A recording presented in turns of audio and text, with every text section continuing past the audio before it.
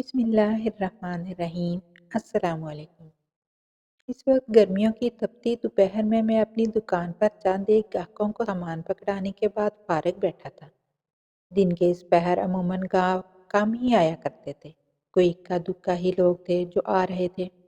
میں نے گھڑی میں ٹائم دیکھا تو دوپہر کے 2:30 بج رہے تھے، اور اب تو مجھے بھوک بھی زوروں کی لگی تھی۔ گھر جا کر کھانے کا تو سوال ہی پیدا نہیں ہوتا تھا، کیونکہ گھر کے نام پر میرے پاس بس ایک مکان ہی تھا، جس میں بسنے والے لوگوں کو میرے کھانے پینے یا آرام سے کوئی غرض نہیں تھی۔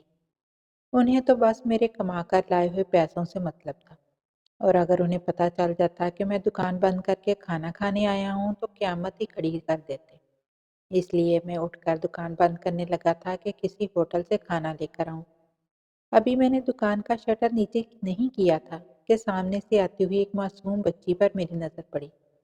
وہ میری ہی طرف بڑھ رہی تھی۔ میں دکان کے باہر کھڑا اسے دیکھنے لگا کہ شاید وہ کوئی چیز یا سامان لینے آ رہی ہو۔ اس کے ہاتھ میں کپڑے سے ڈھکی کوئی چیز تھی جو اس نے پاس آ کر مجھے دیتے ہوئے کہا کہ یہ کھانا آپ کے لیے اماں نے بھیجا ہے۔ میں حیران ہوا کہ ابھی میں نے کھانا لینے کے لیے ہی دکان سے قدم نکالا تھا اور ابھی کسی نے میرے لیے کھانا بھیجا تھا۔ میں نے بچی سے وہ کھانا لیا اور شکریہ ادا کر کے دکان میں جا کر کھانے بیٹھ گیا۔ کھانا بہت ہی زیادہ لذیذ تھا، اس نے بڑے دل سے پکایا تھا۔ میں کھانے سے فارغ ہوا تو ایک ایک کر کے گاہک بھی آنے لگے۔ میں اپنے کام میں مصروف ہو گیا۔ دوسرے دن پھر وہی بچی کھانا لے کر آئی اور بولی اماں نے بھیجا ہے۔ اب ہر روز یہی سلسلہ چل پڑا تھا۔ میرے لیے انواع اقسام کے کھانے روز روز آنے لگے تھے، جو کھا کر میں پیٹ بھر لیتا۔ کوئی 1 ہفتہ ہو گیا تھا وہ بچی ہر روز کھانا لاتی رہی، لیکن میں نے اس سے یہ نہیں پوچھا کہ وہ کون ہے اور اس کی اماں میرے لیے کھانا کیوں بھیجتی ہے۔ یہ سوال آج ہی میرے دماغ میں آیا تھا، اور پھر دوپہر میں تو میں نے اس کے سر پر ہاتھ رکھ کر پوچھا کہ بیٹا آپ کون ہیں اور آپ کی اماں ہر روز میرے لیے کھانا کیوں بھیجتی ہے؟ تو بچی نے جو کہا وہ میرے لیے بہت ہی حیران اور پریشانی کا باعث تھا۔ یعنی بغیر جانے میں کسی اور کا کھانا ہر روز کھا رہا تھا، کیونکہ بچی نے کہا کہ اماں کھانا دے کر کہتی ہے کہ جاؤ ابا کو دے کر آؤ، اس لیے میں کھانا آپ کے پاس لے کر آتی ہوں۔ یہ سن کر تو میرے اوزان فتح ہو گئے تھے۔ بچی تو معصوم اور ناسمجھ تھی، لیکن میں تو عقلمند انسان تھا۔ میں کیسے بنا پوچھے اور تحقیق کے کسی اور کا کھانا لے کر کھا سکتا تھا، اور وہ بھی 1 ہفتے سے مسلسل کھا رہا تھا۔ بچی کا جواب سن کر میری شرمندگی کی کوئی انتہا نہ رہی تھی۔ اب مجھے ان سے معافی مانگنی چاہیے جن کا میں کھانا کھا چکا تھا۔ میں نے بچی کا ہاتھ پکڑا اور اسے دکان سے باہر لا کر گلی میں کھڑا کیا۔ پھر بچی سے پوچھنے لگا کہ بیٹا آپ کے ابا کی دکان اس بازار میں کہاں پر ہے، کیونکہ مجھے لگا تھا کہ بچی اپنے باپ کو کسی دکان پر ہی کھانا دینے جاتی ہوگی اور راستہ بھول کر مجھے دے کر جا رہی ہو۔ لیکن اس بچی نے کہا کہ میرے ابا کی دکان اس بازار میں کہیں پر بھی نہیں ہے۔ میں نے کہا تو پھر آپ کس کے لیے اور کہاں کھانا لے کر جا رہی ہوتی ہیں؟ تب بھی اس کا جواب وہی تھا کہ میں کھانا آپ کے پاس ہی لے کر آتی ہوں، اور اماں نے کہا ہے کہ ابا کو کھانا دے کر آؤ۔ میں نے بچی کو لاکھ بار سمجھایا کہ میں آپ کا ابا نہیں ہوں۔ آپ کی اماں آپ کو جن کے لیے کھانا دیتی ہے آپ وہیں کھانا پہنچا دیا کرو۔ لیکن ہر بار بچی کھانا میرے پاس ہی لے کر آتی اور کہتی کہ اماں نے آپ کے لیے کھانا بھیجا ہے۔ میں اس کے اس عمل سے بہت پریشان ہو گیا تھا، کیونکہ میں پہلے ہی اتنی دفعہ کھانا کھا کر بہت شرمندہ تھا۔ اس لیے آج میں نے سوچ لیا تھا کہ اس بچی کے گھر جا کر تصدیق کر لوں کہ ان کی والدہ کس کے لیے کھانا بھیجتی ہے، کیونکہ بچی ہر روز ہی شاید راستہ بھول کر کھانا میری دکان پر لا رہی تھی۔ اس کے گھر والوں کو اس بات کا پتہ بھی ہو کہ یہ بچی صرف 5 سال کی تھی، اس لیے اس سے غلطی ہونا کوئی بڑی بات نہیں تھی۔ اس دفعہ میں نے کھانا لینے سے انکار کر دیا تو بچی رونی سی صورت بنا کر وہیں کھڑی رہی اور بولی کہ جب تک آپ کھانا نہیں لیں گے میں واپس نہیں جاؤں گی۔ مجبوراً مجھے اس سے کھانا لینا پڑا اور میں نے بنا کھائے ہی کھانا وہیں ٹیبل پر رکھ دیا۔ وہ بچی واپس جانے لگی تو میں نے بھی وہ کھانا اٹھایا اور اس کے پیچھے پیچھے چلنے لگا۔ وہ بچی پاس ہی ایک گھر میں داخل ہو گئی تو میں نے ڈور بیل بجا کر کسی کے باہر آنے کا انتظار کیا۔ تھوڑی ہی دیر کے بعد ایک نوجوان عورت اپنے چہرے کو دوپٹے کے نقاب سے ڈھانپتی دروازے پر آئی تو میں نے ان سے کہا کہ آپ کی بچی ہر روز کسی غلط فہمی کے تحت کھانا میری دکان پر پہنچا کر جاتی ہے۔ غالباً وہ کھانا اپنے والد کے لیے لے کر جاتی ہے، لیکن غلطی سے میری دکان پر دے کر چلی جاتی ہے۔ میں نے کئی دفعہ بچی سے کہا بھی ہے کہ آپ غلط جگہ کھانا دیتی ہیں، لیکن وہ ضد کر کے کھانا رکھ جاتی ہے۔ بتا دیں بچی کے والد کی دکان کہاں پر ہے، میں انہیں کھانا پہنچا دیتا ہوں۔ وہ لڑکی چپ چاپ کھڑی میری باتیں سن رہی تھی۔ جب میں اپنی بات ختم کر کے چپ ہوا تو اس نے کہا، بچی کے والد فوت ہو چکے ہیں۔ آس پاس کوئی مسجد نہیں، اس لیے میری بیٹی اپنے والد کے اصالِ ثواب کا کھانا کسی دکان پر ہی لے کر آتی ہے۔ مجھے بچی کے یتیم ہونے کا سن کر بہت ہی دکھ ہوا۔ میں نے اس بات کا افسوس کیا اور چپ چاپ واپس چلا آیا۔ میں اپنی دکان پر آ کے بیٹھ گیا تھا، لیکن میں اپنے دماغ سے اس بچی اور اس کی ماں کے خیالات کو نہیں نکال پا رہا تھا۔ نہ جانے ان کے شوہر کو کیا ہوا ہوگا۔ اس بڑی جوانی میں وہ عورت بیوہ بنی تھی۔ وہ دن میرا انہی سوچوں میں گزر گیا تھا۔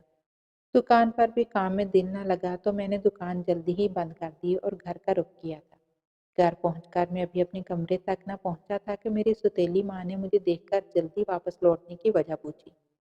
میں نے کہا کہ آج طبیعت ٹھیک نہیں تھی، اس لیے دکان جلدی بند کر دی۔ انہوں نے مجھ سے پیسے لیے اور گن کر اپنے پاس رکھ لیے۔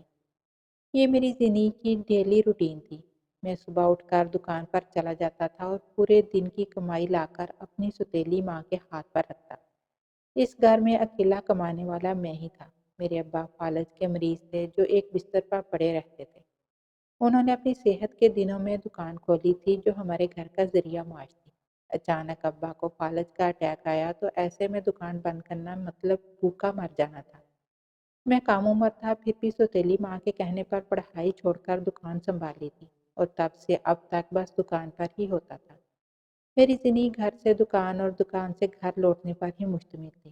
15 سال کی عمر سے دکان سنبھالتے سنبھالتے میں 25 سال کا ہو گیا تھا، اور اس سارے عرصے میں ایک دن بھی میں نے کوئی چھٹی نہیں کی تھی اور نہ ہی کہیں اور جانے کا سوچا تھا۔ اسی طرح کمانے کو میں نے اپنی زندگی کا مقصد سمجھ لیا تھا۔ اس کے علاوہ زندگی کے کسی سکھ دکھ سے میرا کوئی تعلق نہیں تھا۔ ننیال ددیال میں مجھے کسی رشتے کا کچھ پتہ نہیں تھا۔ میں کب یتیم ہوا یہ مجھے نہیں پتا، کیونکہ مجھے اپنی ماں کی شکل تک یاد نہیں تھی۔ بس سوتیلی ماں کے منہ سے ہمیشہ یہ سنا تھا کہ میں ان کا سوتیلا بیٹا ہوں۔ میرے علاوہ ابا کی ایک اور اولاد تھی اور وہ بھی میری سوتیلی بہن تھی۔ وہ شہر میں کسی بڑی یونیورسٹی میں پڑھ رہی تھی۔ کبھی کبھار وہ گھر آ جاتی تو مجھے منہ تک لگانا پسند نہیں کرتی تھی۔ میں گھر سے صبح بنا کچھ بھی کھائے نکل جاتا تھا اور رات دیر سے دکان بند کر کے لوٹتا۔ تب بھی میرے لیے گھر میں کھانے کو کچھ موجود نہیں ہوتا تھا۔ سوتیلی ماں جو بھی پکاتی صرف خود کھاتی اور ابا کو کھلاتی۔ میرے لیے یہی غنیمت تھی کہ وہ میرے باپ کا خیال رکھ رہی تھی، ورنہ وہ ابا کو بھی اپنے اوپر بوجھ ہی سمجھتی تھی۔ ابا کی خاطر ہی میں اس گھر کا خرچہ اٹھا رہا تھا، جس میں سوتیلی ماں اور بہن بھی آتی تھی۔ میں روز 5-10 ہزار لا کر سوتیلی ماں کو دیتا تھا، لیکن پھر بھی ان کے مطابق میں نے ان لوگوں کے لیے کیا ہی کیا تھا۔ ابا میرے ایک کمرے میں پڑے رہتے تھے، ان سے میرا ملنا بھی ان کی بیوی کی اجازت پر موقوف تھا۔ اگر وہ چاہتی تو مجھے ابا کے کمرے میں جانے کی اجازت دے دی، اگر نہ چاہتی تو ہفتہ ہفتہ بار میں اپنے باپ کو نہیں دیکھ سکتا تھا۔ مجھے بچپن ہی سے ان کے آگے کوئی سوال کرنے کی عادت نہیں تھی، اور یہ عادت بھی مجھ میں میرے باپ نے ڈالی تھی۔ میری سوتیلی ماں ابا کی بہت ہی چہیتی تھی، ان کے بعد مجھے بھی ان کے سامنے بولنے کی جرت نہیں تھی۔ اپنی سوتیلی ماں کو دیکھ کر مجھے اس لڑکی کا خیال آ گیا تھا جو اپنے شوہر کے مرنے کے بعد بھی اس کے لیے کھانا بھیج دیتی تھی، اور یہاں میرا باپ زندہ ہوتے ہوئے بھی ایک روٹی کا محتاج تھا۔ کتنی باوفا تھی وہ عورت جو چھوٹی بچی کے ہاتھ اپنے شوہر کے حصے کا کھانا مجھے بھیج دیتی تھی۔ مجھے اس کی اعلیٰ ظرفی پر رشک آنے لگا تھا۔ کاش میری ماں کی موت کے بعد میرے باپ کو بھی کوئی ایسی باوفا بیوی ملی ہوتی تو آج ہمارے گھر میں پیسے کے علاوہ انسانوں کی بھی کچھ قدر ہوتی۔ رات تک اپنے دماغ میں یہی باتیں سوچتے سوچتے جانے کب میری آنکھ لگ گئی تھی۔ اگلے روز معمول کے مطابق میں کمرے سے نکل کر دکان پر جانے لگا تھا، جب سوتیلی ماں نے سامنے آ کر مجھے کہا کہ لگتا ہے دکان پر آج کل تمہارا دل نہیں لگ رہا، اسی لیے جلدی دکان بند کرنے لگے ہو۔ جانتے بھی ہو کہ تمہارے علاوہ کمانے والا اس گھر میں کوئی نہیں ہے۔ تم مرد ہو اور یہ تمہاری ذمہ داری بنتی ہے کہ ہمیں جو کچھ بھی چاہیے وہ تم لا کر دو۔ تمہارے ابا نے تمہارے کاندھوں پر یہ بوجھ ڈالا ہے، ورنہ میں تم سے 1 روپیہ تک نہیں مانگتی۔ میں ان سے زیادہ کسی بات پر بحث نہیں کرتا تھا، اس لیے میں نے ہاں میں سر ہلا دیا تھا اور بولا کہ کوشش کروں گا کہ آئندہ آپ کو کچھ پیسے زیادہ دے سکوں۔ تب انہوں نے کہا کہ اگلے ہفتے میری بیٹی اپنی پڑھائی مکمل کر کے واپس آ رہی ہے، اور اس کے واپس آتے ہی میں اس کے لیے رشتہ دیکھنا شروع کر دوں گی۔ اس کی شادی کے لیے بھی تمہیں ہی کچھ کرنا ہوگا۔ آخر وہ تمہاری بہن اور تمہاری ذمہ داری ہے۔ میں چاہتی ہوں کہ رشتہ پکا ہونے سے پہلے ہی میں اس کے لیے کچھ جہیز کا سامان جمع کر سکوں۔ اگر تم کچھ پیسوں کا اکٹھے بندوبست کر سکتے ہو تو چند لاکھ کا بندوبست کرو، کیونکہ میں زیادہ وقت اپنی بیٹی اس گھر کی غربت میں نہیں رکھ سکتی۔ ان کی اس بات کا میرے پاس کوئی جواب نہیں تھا، کیونکہ میں چند لاکھ اکٹھے جمع نہیں کر سکتا تھا۔ اس لیے میں چپ چاپ گھر سے نکل آیا تھا اور دکان پر بیٹھا سوچ رہا تھا کہ میری بہن مجھ سے 5 سال چھوٹی تھی۔ اس کی شادی کا خیال تو میری سوتیلی ماں کو تھا، لیکن میرا گھر بسانے کی اس نے آج تک کبھی بات نہیں کی تھی۔ آج دکان پر نسبتاً زیادہ ہی رش تھا، کیونکہ ان دنوں عید کا سیزن چل رہا تھا اور میری کپڑے کی دکان تھی۔ لوگوں کو سامان دیتے دیتے مجھے پتہ ہی نہیں چلا تھا کہ کب وہ پیاری سی بچی میرے لیے کھانا لے کر آئی تھی اور کتنی ہی دیر سے میرے فارغ ہونے کا انتظار کرتے کھڑی رہی تھی۔ جب اچانک میری اس پر نظر پڑی تو میں چونک گیا۔ میں نے اس سے پوچھا کہ آپ کب آئی ہیں؟ تو اس نے بتایا کہ آدھا گھنٹہ ہو گیا ہے۔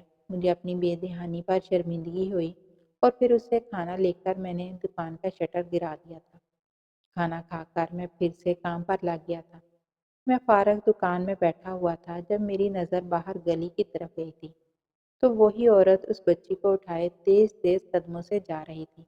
بچی کو اس نے کاندھے سے لگایا ہوا تھا۔ یہ دیکھ کر مجھے پریشانی ہوئی۔ میں فوراً سے باہر نکل آیا اور انہیں روک کر پوچھا کہ کیا معاملہ ہے۔ عورت نے بتایا کہ بچی پر بخار کی وجہ سے غنودگی طاری گئی، میں اسے لے کر ہسپتال جا رہی ہوں۔ میں نے اپنے قریب کھڑی موٹر سائیکل دوست سے دی اور بچی کو سامنے بٹھا کر اس عورت کو پیچھے بیٹھنے کا کہا تھا۔ ہم 10 منٹ کے اندر ہسپتال میں موجود تھے، جہاں فوراً بچی کا ٹریٹمنٹ شروع ہوا اور تھوڑی ہی دیر میں اس کا بخار بھی اتر چکا تھا۔ اس کی ماں جو مسلسل دعائیں کرتی اور روتی رہی تھی، اس نے میرا شکریہ ادا کیا تو میں نے اس بات کو اپنا فرض بتا کر انہیں شرمندہ نہ ہونے کا کہا۔ پھر ان دونوں کو موٹر سائیکل پر میں گھر چھوڑنے آیا تو اس عورت نے مجھے اندر آ کر چائے پینے کی پیشکش کی، لیکن میں نے کہا کہ نہیں، آپ بچے کا خیال رکھیں، میں پھر کبھی چائے پی لوں گا۔ میں وہاں سے نکل کر گھر آیا تو میرے گھر پر بھی ایمرجنسی کی صورتحال تھی۔ سوتیلی ماں نے کہا کہ کہاں رہ گئے تھے تم؟ میں نے دکان پر لڑکا بیچا، لیکن دکان بھی بند تھی۔ تمہارے باپ کی طبیعت اچانک بگڑ گئی تھی۔ اندر ڈاکٹر موجود تھا۔ میں فوراً بھاگ کر ابا کے پاس پہنچا، لیکن ڈاکٹر نے بتایا کہ ابا چند گھڑیوں کے مہمان ہیں۔ انہیں فالج کا ایک اور شدید قسم کا اٹیک آیا تھا۔ رات تک اس دنیا کو چھوڑ کر جا چکے تھے۔ ابا کی تجہیز و تکفین کے انتظامات سے فارغ ہو کر میں چند دن گھر پر ہی رہا۔ اب میرا دکان کھولنے اور کام کرنے کا بالکل بھی دل نہیں کرتا تھا۔ ابا کی موت کا ایسا غم لگا تھا جس کا بوجھ دل سے اتر نہیں رہا تھا۔ میری سوتیلی بہن بھی یونیورسٹی چھوڑ کر آ چکی تھی۔ میری ماں ہر وقت مجھ سے پیسے مانگتی رہتی اور مجھے گھر بنی چائے کا ایک کپ تک نہیں پیتی تھی کہ تمہاری خدمت ہمارا فرض نہیں بنتا۔ ایک ہفتہ میرا گھر پر ہی گزرا تھا۔ ایک ہفتے کے بعد میری سوتیلی بہن کے لیے رشتے آنا شروع ہوئے۔ اس کی ماں نے اس کے لیے ایک لڑکا پسند کر لیا تھا۔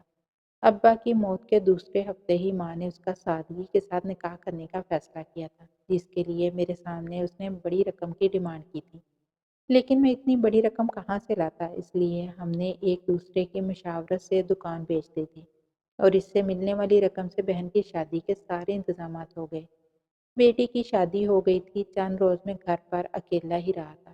پھر ایک روز جب گھر خالی کروانے کچھ لوگ آئے تو مجھے پتا چلا کہ دکان کے ساتھ انہوں نے یہ گھر بھی فروخت کر دیا تھا اور دھوکے سے دکان کے نام پر مجھ سے گھر کے کاغذات پر بھی دستخط کروا لیے۔ میرے پاس گھر خالی کرنے کے علاوہ کوئی راستہ نہیں تھا۔ گھر کے بعد دکان بھی مالکان نے خالی کرنے کا کہہ دیا تھا۔ مجھے دکان بند کیے 2 ماہ گزر چکے تھے۔ ایک روز جب میں مزدوروں سے دکان کا سامان نکلوا رہا تھا، تبھی وہ بچی میرے پاس آئی اور بولی، انکل آپ کہاں چلے گئے تھے؟ میں روز کھانا لے کر آتی تھی، لیکن آپ کی دکان بند دیکھ کر واپس چلی جاتی تھی۔ میں نے بچی کو پیار کیا اور اسے بتایا کہ یہ اب دکان میری نہیں رہی اور نہ ہی اب میرا گھر یہاں پر ہے، میں کہیں اور چلا جاؤں گا۔ وہ بچی رونی سی صورت بنا کر اپنے گھر چلی گئی تھی اور تھوڑی ہی دیر بعد میرے لیے کھانا لے کر آئی۔ میں نے اس سے کھانا لے لیا تو وہ بولی، انکل اماں کہہ رہی ہیں اس دن چائے کا آپ کہہ کر گئے پھر پینے نہیں آئے۔ میں نے سوچا چلو جاتے جاتے یہ وعدہ بھی پورا کر لیتا ہوں اور ان کے گھر چائے پینے چلا گیا تھا۔ وہاں گیا تو بچی کی ماں میرے لیے چائے بنانے کچن میں چلی گئی۔ پھر باتوں باتوں میں بچی سے پوچھنے لگا کہ آپ لوگ کہاں سے یہاں پر آئے ہیں اور اکیلے کیوں رہتے ہیں؟ تب اس نے بتایا کہ جب میرے بابا کی وفات ہوئی تھی تو گھر والے اماں سے بہت لڑتے تھے، اسی لیے وہ گھر چھوڑ آئے۔ اتنے میں اس کی اماں چائے لے کر آ گئی تھی اور اپنی بیٹی کو یہ باتیں بتاتے دیکھ کر پوچھنے لگی کہ انکل سے کیا باتیں ہو رہی ہیں۔ انہوں نے میرا شکریہ ادا کیا کہ میں نے اس دن ان کی مدد کی تھی، لیکن میں نے کہا کہ آپ میرے لیے ہر روز کھانا بھیجتی تھی، شکریہ تو مجھے ادا کرنا چاہیے۔ اس پر انہوں نے کہا کہ نہیں، وہ کھانا بھیجنے کی میری نیت صرف اپنے مرحوم شوہر کو ثواب پہنچانے کی تھی، اس میں آپ پر میرا کوئی احسان نہیں ہے۔ چائے ختم کرنے تک میں نے انہیں بتا دیا تھا کہ میرا گھر فروخت ہو چکا ہے، اس لیے میں یہ محلہ چھوڑ کر جانے والا ہوں۔ لیکن پھر اپنی کہانی بتانے کے بعد مجھ سے رہا نہیں گیا۔ ان کو یوں اکیلی عورت ہوتے ہوئے انجان محلے میں آ کر بسنے کی وجہ پوچھنے کے لیے میں نے یہ سوال کر ہی دیا تھا۔ پھر انہوں نے بتایا کہ یہ کہانی بہت لمبی ہے، اگر آپ کے پاس وقت ہے تو سن لیں۔ میں نے کہا کہ ضرور، آپ سنائیے۔ وہ بولی، میں بھی آپ کی طرح اس زمانے کی ستائی ہوئی ہوں۔ ماں باپ کی وفات تب ہوئی جب میں 7 سال کی تھی اور دونوں ہی ایک ساتھ کسی حادثے میں اپنی جان سے گئے اور مجھے بے رحم دنیا کی رحم و کرم پر چھوڑ گئے۔ پہلے میری پرورش کی ذمہ داری میرے ددیال میں چچا نے اٹھائی، لیکن ان کے ساتھ میں 2 ماہ ہی رہ سکی کیونکہ چچی مجھ سے اس چھوٹی عمر میں گھر کے سارے ہی کام کرواتی تھی اور مجھے کام نہ آتا تو زیادہ مارتی تھی۔ ایک روز چچی کی مار سے جب میں بے ہوش ہو گئی تو یہ خبر میرے ماموں تک بھی پہنچی۔ ماموں کی میری امی کے ساتھ بہت بنتی تھی، بھائی بہن میں محبت تھی، اس لیے ماموں کو مجھ پر ترس آ گیا اور وہ مجھے اپنے ساتھ لے آئے۔ ماموں کے گھر آ کر چند روز سکون سے گزرے تھے کہ مامی بھی چچی والے ہی رنگ دکھانے شروع کرنے لگی۔ 10 سال کی عمر کو پہنچ کر میں نے سارے ہی کام کرنا سیکھ لیے تھے۔ 10 سے 12 سال کی عمر تک کھانا بنانے سے لے کر کپڑے، برتن اور جھاڑو وغیرہ سب ہی میرے اوپر آ گیا تھا۔ اب ماموں کو بھی میرے کام کرنے سے کوئی اعتراض نہیں تھا کیونکہ مامی کا کہنا تھا کہ اس عمر میں یہ سب لڑکیوں کو گھرداری سکھانے کے لیے کروانا ہی پڑتا ہے۔ میں 12 سال کی تھی جب ماموں کے بڑے بیٹے کے رشتے کی بات چلی تو لڑکی والوں نے بدلے میں میرا ہاتھ مانگ لیا اور مامی کے بڑے بیٹے کے ساتھ میری بھی اسی گھر میں منگنی ہو گئی۔ لیکن ماموں کا بیٹا بڑا تھا، اس لیے اس کی شادی کی جلد ہی تاریخ طے ہوئی اور میں چھوٹی تھی۔ میرا منگیتر بھی لگ بھگ میری ہی عمر کا تھا، اس لیے ہماری شادی چند سالوں بعد ہونی تھی۔ میرا سسرال اچھا تھا، اس لیے اب مجھے تھوڑا بہت پیار مل جاتا تھا۔ میری نان جو اب میری مامی کی بہو بھی تھی، انہیں میں بھابھی ہی بلاتی تھی، وہ بھی میرے ساتھ بہت اچھی تھی۔ وہ گھر میں آئی تو مجھ پر سے کام کا کچھ بوجھ بھی کم ہوا تھا۔ وہ خود ہی میری کچھ مدد کر دیا کرتی تھی، جبکہ میری مامی اس سے بھی کہتی کہ یہ کام کرنے میں بہت ماہر ہو گئی ہے، تم کوئی تکلیف مت کرو۔ لیکن بھابھی بہت اچھی تھی، وہ مامی کو تو پڑھ کر کچھ نہیں کہتی تھی، لیکن میری مدد پھر بھی کرتی تھی۔ ہماری زندگی یوں ہی خوشی سے گزر رہی تھی۔ میں 17 سال کی ہو چکی تھی۔ میرا منگیتر اکثر ہمارے گھر آتا جاتا رہتا تھا اور مجھے دیکھ کر بہت خوش ہوتا تھا۔ ہم دونوں ہی ایک دوسرے کو پسند کرتے تھے، لیکن گھر میں اتنی آزادی نہیں تھی کہ مل بیٹھ کر باتیں کرتے، اس لیے ہم دونوں اکثر چھپ کر بات کر لیا کرتے تھے، جس میں بھابھی کی ہمیں بھرپور مدد حاصل تھی۔ یہ میری زندگی کے بہت ہی خوبصورت دن تھے۔ وہ آتا تو میرے لیے ہمیشہ ہی کوئی نہ کوئی تحفہ ضرور لے کر آتا۔ میری ہونے والی ساس بھی میرے لیے تحفے، تحائف اور کھانے پینے کی چیزیں بھیجتی ہی رہتی تھی۔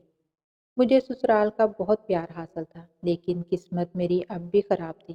ان دنوں بھابھی حمل سے تھی، ان کے آخری مہینے چل رہے تھے۔ وہ اپنے روٹین کے چیک اپ کے لیے ہسپتال جا رہی تھی اور گاڑی میں صرف بھابھی اپنے شوہر کے ساتھ موجود تھی جب ایک بہت ہی بھیانک ایکسیڈنٹ میں بھابھی اور بھائی شدید زخمی ہو گئے۔ انہیں فوری طور پر ہسپتال منتقل کیا گیا جہاں بھابھی کا آپریشن ہوا۔ ان کا بچہ تو بچ گیا، لیکن افسوس وہ خود اس دنیا سے چلی گئی۔ بھابھی کے ساتھ ساتھ میری ہونے والی نند بھی تھی اور ان کا بچہ پیدا ہوتے ہی یتیم ہو گیا تھا۔ مجھے اپنی یتیمی کے دن یاد آنے لگے تو میں نے اس بچے کو گلے سے لگا لیا اور ماں کی طرح اس کی پرورش کرنے لگی۔ بھابھی کی موت کا ابھی ان کے شوہر کو نہیں پتہ چلا تھا، وہ ابھی تک ہسپتال میں بے ہوشی کی حالت میں موجود تھے۔ لیکن چند روز بعد ایک بری خبر پھر آئی اور وہ یہ تھی کہ بھابھی کے شوہر کی دونوں ٹانگیں ڈاکٹرز کو کاٹنی پڑی تھی۔ وہ ہمیشہ ہمیشہ کے لیے معذور ہو چکے تھے۔ یہ بات سن کر تو ہمارے گھر میں موت سے بھی بڑا ماتم تھا۔ ہنستے کھیلتے گھر میں اب ہر طرف چپ کا راج تھا، نہ کوئی ہنستا تھا نہ بولتا تھا، یہاں تک کہ کھانے پینے کا ہوش بھی کسی کو نہیں تھا۔ میں اس معصوم ننھی سی جان کو ہر وقت گود میں لیے پھرتی رہتی اور یہ دیکھ کر نہ جانے کب میری مامی کے دل میں یہ خیال آیا کہ وہ میری شادی اسی بچے کے باپ سے کروا دے تو میں دونوں کو ہی بخوبی سنبھال لوں گی۔ لیکن میں اپنے منگیتر سے بہت محبت کرتی تھی۔ یہ بات سن کر میں بہت زیادہ رونے لگی تو میرے ماموں کو مجھ پر ترس آ گیا تھا۔ لیکن مامی نے اپنے شوہر کی ایک نہ سنی اور میرے سسرال والوں کو صاف صاف انکار کر دیا تھا کہ ہم یہ رشتہ ختم کرتے ہیں۔ وہ لوگ ناراض ہو کر چلے گئے تھے۔ پھر ایک روز ماموں نے مجھے پاس بلا کر پوچھا کہ تم اپنے سابقہ منگیتر کے ساتھ شادی کرنا چاہتی ہو؟ میں نے ہاں میں سارے لایا تو ماموں نے فون کر کے اسے بلایا اور ہم دونوں کا نکاح مسجد میں پڑھوا کر مجھے اس کے ساتھ چوری چھپے رخصت کر دیا تھا۔